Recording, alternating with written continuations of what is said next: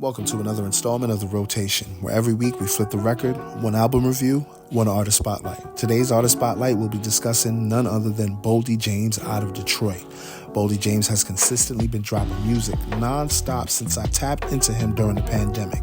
Since my discovery of Boldy James, he's dropped 25 albums in 5 years.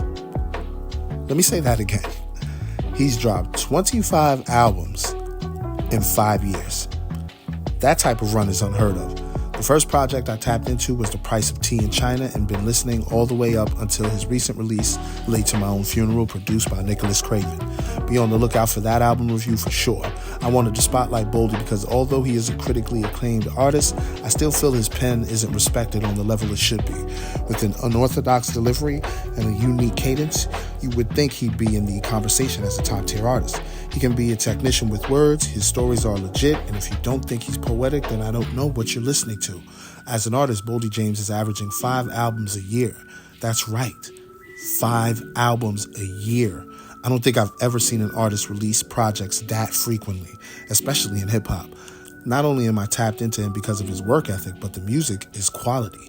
There are songs from the album he dropped 5 years ago that I still vibe to. He's another independent artist that shows any upcoming artist that they don't need major label backing to be successful in the music business.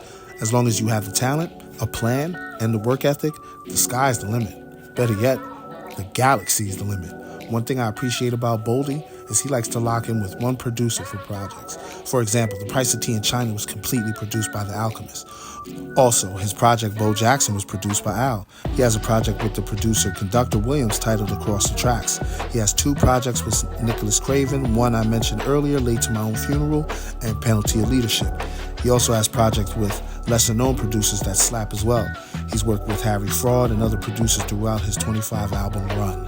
And each project, as you may already know, were sonically different. And I believe that's exactly what he's aiming for.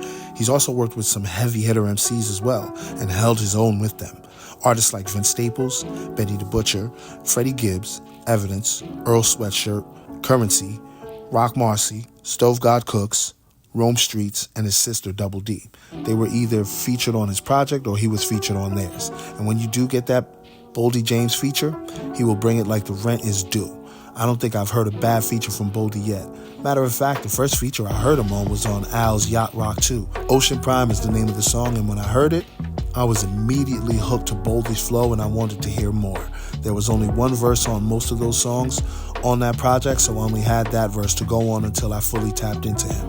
And some of you may know that feeling when you find a new artist that you really rock with. That's the feeling I had when I first tapped into Boldy James. This has been another installment of The Rotation. Be on the lookout for next week's album review. Hit the like button, leave a comment with some feedback, and please be sure to subscribe to the channel. Thanks for watching the video.